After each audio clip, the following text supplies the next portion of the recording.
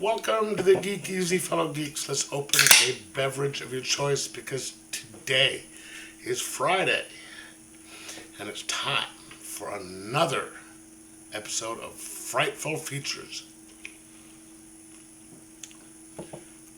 Today I am going to be talking about the autopsy of Jane Doe from 2016, I think it was, starring Brian Cox. I'm sure you may or may not have seen who he is. He was in one of the X-Men movies, and he was also the chief in one of my favorite comedies, Super Troopers. It's kind of a really simple concept. It's a medical examiner and his son performing an autopsy on a woman to try and find out how she died. And of course, things are not as straightforward as they may seem. So, the movie starts out with a sheriff and his team at a murder scene, and there's a few people in there who have been murdered. Some grisly murders have been committed, and he's wandering around. He's taking a look at the stuff, and he gets called downstairs to find. They found something down there, and there's a nude woman. They kind of dug up, or she's exposed, and she's just in the ground, kind of exposed, you know, metaphorically and physically, and no idea who she is. She's, like I said, she's naked. They have no idea who she is, and they bring her to this family mortuary that also doubles as the as the autopsy. They do the autopsies. Mortician, and you meet the father and son.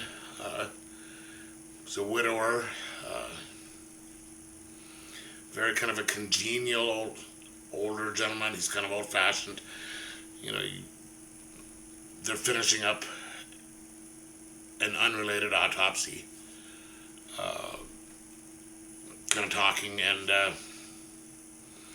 you meet the son's girlfriend, and just as he's about ready to go on a date with his girlfriend, they bring the Jane Doe in, and the sheriff's like, we need to know who she is to find out how she's related to this murder.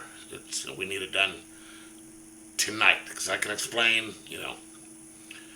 the bodies in some fashion, but I don't know who she is. I need to know who she is and if she's related to how, if at all, she's related to these murders. Simple concept. So they start doing the autopsy, and they just start finding these really weird things going on with the woman, like her bones in her joints fractured. There's little things, but there's no outward damage to the body, because one of the things they do is go over her outside first, and then they'll cut her open and all that stuff. But the more they investigate, there's just weird things like she's missing a tooth. Her body is a certain temperature, but there's no lividity. There's, you open it up, and her lungs are black. I mean, like this color black. It's not from smoking. And like, well, wait a minute, how did they get this black without any damage to the body? And just more and more. And as they start getting into this stuff, kind of weird little spooky things start happening, like noises, and you see stuff and hear things, and it's more, they concentrate more on the mystery of what happens, like things they find in the body. Like they open up the stomach and there's a couple things in the stomach, signs of there being torture, but not, like I said, no outward damage to the body. She's, tortured, tongue was cut out, some damage to her nether regions, indicating, torture. And one of the things you see that Brian Cox's character, the father, mentions at the beginning is, we're not here to solve who did it. We're here to solve what happened to the body. Okay, here's the body. This is the condition it's in, and it may have, this happened. This is what we think happened to the body. Like this damage was done by this. Leave it to the investigators to find out who did it. But as time goes on, you have to find out. They need to find out why it happened, because of what's going on in the room. Because it's basically, aside from the very beginning and the very end, it's pretty much a locked room mystery, so to speak. It takes place all inside the mortuary, inside the room, and then a couple other spaces in the house.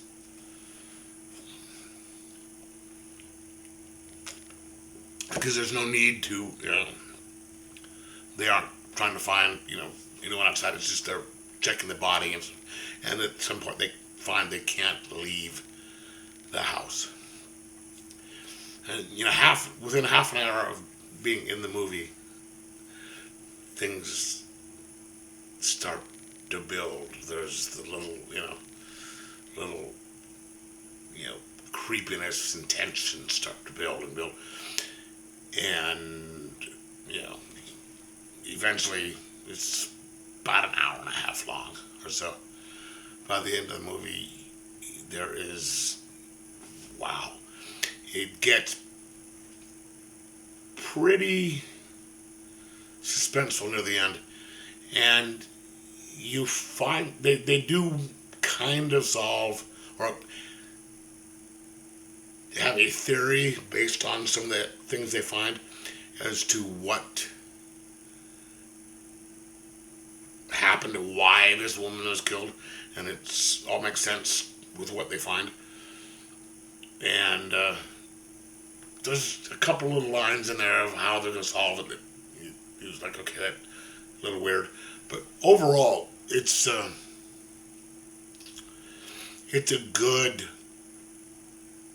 suspenseful story, again, without having to have like a lot of the big name horror movies, without a bunch of hack slash stuff, which, come on, who doesn't like a Friday the 13th or Jason or something like that?